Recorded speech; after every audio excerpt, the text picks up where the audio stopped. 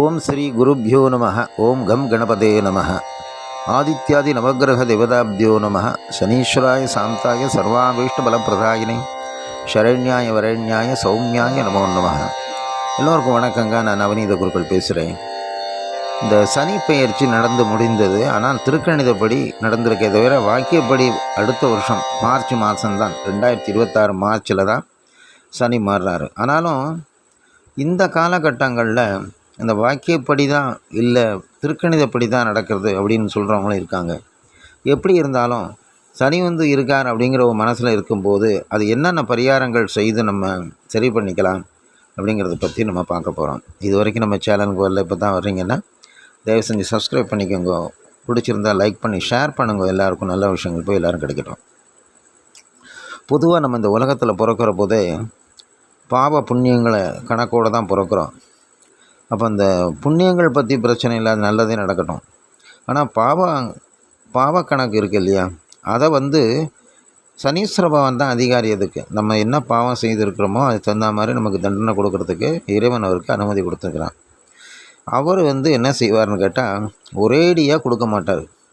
கொஞ்சமாக தான். ஒரு அடி சவுக்கால் அடி 10 அடி அடிக்கணும்னா ஒரு 5 அடி மெதுவாக அடிச்சுட்டு இன்னொரு 10 அடி வேகமாக அடிப்பார். அந்த மாதிரி அவருடைய விருப்பம்தான். நம்ம இறைவனுடைய வேண்டுதல் நம்ம செய்யக்கூடிய இந்த ஜென்மத்தில் செய்யக்கூடிய நன்மை தீமைகள் எல்லாத்தையும் கணக்கில் எடுத்துன்னு அவர் செய்வார். அப்படி பார்க்குற போது ஒரு மனிதனுக்கு 7 சனி 3 தரம் வரும் இல்லையா. பிறக்கிற போது பொங்கு சனி, மங்கு சனி, மரண சனி அப்படிங்கிறாங்க இல்லையா. அந்த மாதிரி 30 வருஷத்துக்கு ஒரு தரம் வரும். அப்போ அந்த காலகட்டங்களில் அவர் கொஞ்சம் முன்ன பண்ண நமக்கு தண்டனைகளை கொடுப்பார்.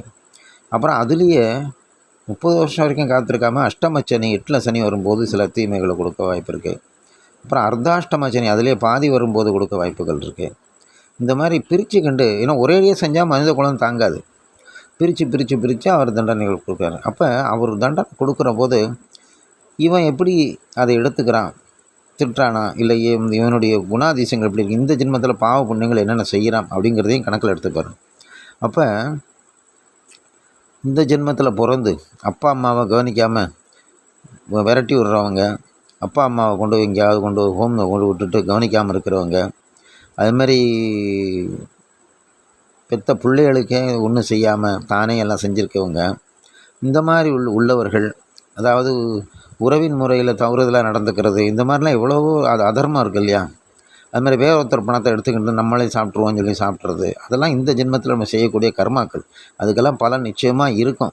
நம்ம என்ன நினச்சிக்கிட்டு இருக்கோம், யாருக்கும் தெரியாதுன்னு. ஆனால் நிச்சயமாக அதுக்கெல்லாம் தண்டனை உண்டு.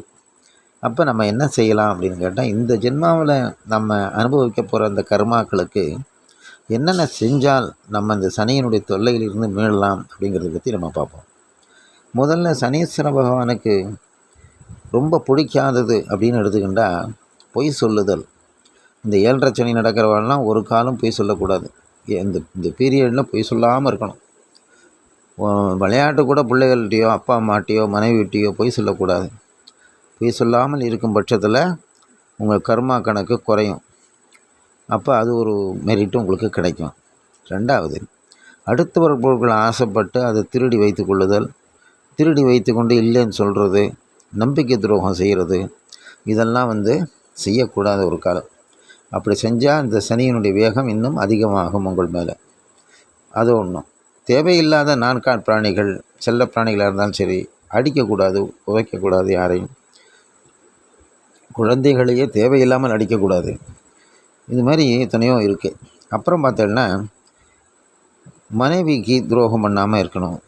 அவங்களுக்கு என்னென்ன வேணுமோ செஞ்சு கொடுக்கணும். அவங்க மனசு கஷ்டப்படாமல் பார்த்துக்கணும். அது ஒரு தர்மம். இன்னொன்று, கூட பிறந்தவர்களுக்கு நல்லது செய்யணும். அவர்களுடைய பங்கை தான் மாத்திரம் அதிகமாக எடுத்துட்டு கூட உள்ளவங்களுக்கு குறைச்சி கொடுக்கறது, இதெல்லாம் கூட இந்த கர்மா இன்னும் அதிகரிக்கும். தர்மத்தை நம்ம காப்பாற்ற முடியாமல் போயிடும். பேராசை பெரு நஷ்டங்கிறான் இல்லையா. இந்த பேராசைப்படாமல் இருந்தாலே பாதி கஷ்டங்கள் உங்களுக்கு குறைஞ்சிரும்.